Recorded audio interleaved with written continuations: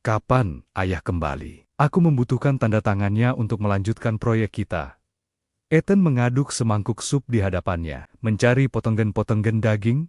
Di antara beberapa jenis sayuran di dalam sana, mungkin lusa, ibu akan memastikannya lagi. Akhir-akhir ini, ayahmu sering melakukan perjalanan dinas ke luar kota. Apakah perusahaan kita menambah investor dari luar kota lagi, Ethan? Ethan mengangguk, membenarkan pertanyaan Agatha.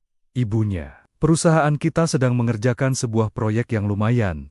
Kita membutuhkan banyak investor. Jelas Ethan, ayahmu sangat bekerja keras. Terkadang ibu kasihan padanya. Ibu tidak kasihan padaku, aku juga bekerja keras di perusahaan kita. Lihat, wajahku semakin menua karenanya. Goda Ethan sembari memperlihatkan pipinya kepada Agatha. Astaga, kau benar, usiamu sudah 25 tahun. Tidak adakah gadis yang menarik perhatianmu, Ethan? Agatha tersenyum, melihat rona merah di pipi putra semata wayangnya itu. Aku bahkan tak memiliki waktu untuk melihat wanita. Ayah memberi begitu banyak pekerjaan padaku. Haruskah aku menambah pegawai, agar bisa berlibur sebentar saja? Agatha tertawa kecil, mengusap kepala putranya yang begitu cepat menjadi dewasa. Kau yang paling tahu tentang pekerjaanmu itu. Bicarakan saat ayahmu kembali nanti. Dia sangat percaya padamu, Ethan. Kata Agatha, aku tahu itu. Tapi setidaknya, izinkan aku mengambil cuti. Pegawai lain bahkan bisa menikmati hari libur mereka, tapi tidak denganku. Astaga, terkadang aku merasa kalau ayah terlalu kejam padaku. Kata Ethan seraya tersenyum lebar. Itu karena kau satu-satunya penerus perusahaan kita, Ethan. Ayah tidak ingin kau lengah sedikit pun. Banyak pihak yang menginginkan perusahaan kita bangkrut. Aku tidak akan membiarkan itu, tegas Ethan, yang kini makan dengan begitu lahap. Ibu dan ayah memiliki banyak kolega. Sebagian dari mereka memiliki anak gadis. Kau juga pasti sudah mengenal beberapa di antaranya, kan? Ibu ingin menjodohkanku? Tanya Ethan, menatap Agatha dengan senyum di matanya. Kenapa tidak? Mereka berasal dari keluarga yang mapan. Juga jelas asal-usulnya. Apakah kau keberatan dengan itu? Ethan meraih gelas berisi jus jeruk, meneguknya hingga tersisa setengah. Lelaki itu berdiri, memperlihatkan tubuhnya dengan otot yang terbentuk sempurna. Ethan memang tak pernah melewatkan akhir pekannya untuk mengunjungi klub olahraga. Kita bicarakan nanti. Aku harus segera berangkat ke kantor. Ethan mengecup pipi ibunya, meraih sepotong roti, dan bergegas meninggalkan rumah mereka. Makanlah dengan benar.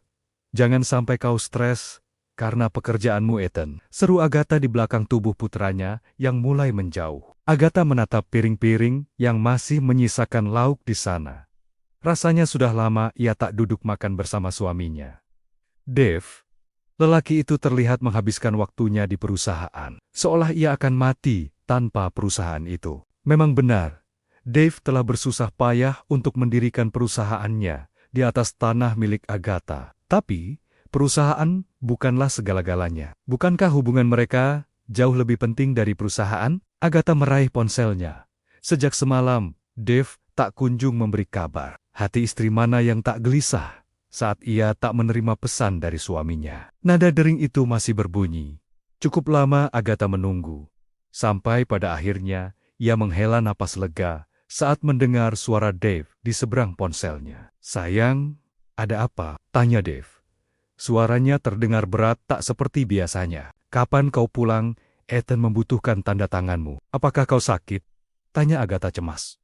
Ah, benar. Katakan kepada Ethan. Besok aku sudah kembali. Maaf sayang, aku sedikit kesulitan dengan investor baru kita. Mungkin dalam beberapa hari ini, aku akan sering pergi. Apakah terjadi sesuatu? Tanya Agatha lembut. Seperti biasanya. Tidak. Hanya sedikit sulit untuk meyakinkan mereka. Bukan masalah besar. Hanya memerlukan lebih banyak waktu saja. Baiklah. Jaga dirimu baik-baik selagi tidak ada aku. Oke? Kau sudah makan? Ya, aku mengambil layanan kamar. Jaga kesehatanmu, sayang. Sampai besok. Kau juga, Dave. Agatha menutup panggilan itu. Tangannya yang cekatan segera merapikan meja makan. Kau juga memanggilnya sayang? Catherine tampak kesal mendengar pembicaraan Dave tadi. Wajahnya cemberut. saat Dave tersenyum padanya. Dia istriku. Aku harus memanggilnya apa? Jangan marah. Kau tahu siapa yang benar-benar kucintai kan? Dave memeluk Catherine. Dan wanita itu membalasnya erat, seolah Dave adalah miliknya, yang tak akan pernah ia lepaskan. Aku selalu suka aroma tubuhmu. Dave, wanginya selalu membuatku merindukanmu, kata Catherine, membenamkan wajahnya di dada Dave yang kekar. Meskipun usia Dave tak lagi muda, namun tubuhnya masih terlihat bagus. Wajahnya masih saja tampan seperti dulu, serta aura seorang ayah membuat Catherine tak pernah ingin jauh darinya. Sebentar. Dave bergerak, meraih tas kerjanya, dan mengambil sebuah kotak dari dalam sana. Mata Catherine berbinar saat melihat kotak itu. Ia tahu benar apa isinya sebelum Dave membuka kotaknya. Untukku, tanya Catherine, tak sabar. Dave membuka kotak itu, memperlihatkan isinya kepada Catherine. Satu set perhiasan dengan berlian yang menghiasinya. Berlian itu berkilau, membuat pupil mata Catherine membesar. Kau suka? Mana mungkin tidak. Ini bagus sekali, Dave. Dave mengambil kalung itu dari kotaknya, melingkarkan benda berharga tersebut di leher jenjang Catherine. Kau cocok sekali memakainya, Catherine. Apakah kau juga mau memakai yang lain? Ini saja. Aku akan menyimpan sisanya.